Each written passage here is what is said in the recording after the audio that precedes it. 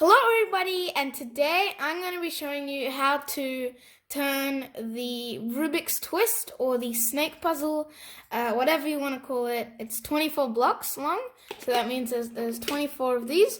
I'm going to teach you how to turn this into a gun or a pistol or whatever you want to call it. So basically you want to start off on the right side of your puzzle, and you want to start with an uphill ramp kind of thing.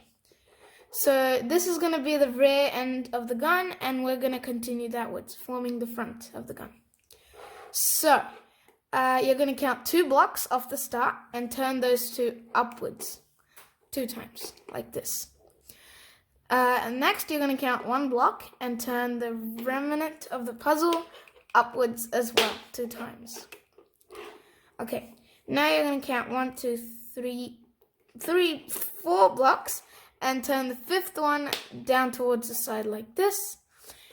And then you're going to count, so on the top here, just to make the counting easier, you're going to count 1, 2, 3, 4 and turn the next one down like this. So this is going to be how long the front part of the gun is. Next you're going to count 1 block of this long bit, and you're going to turn the rest of it towards the right like this. Next you're going to, so from the end you're going to count 1, 2, 3 blocks and turn those 3 down so that fits nicely down there. And then you're going to count 2 blocks off the end and turn them back inwards towards the front of the gun. And that's it.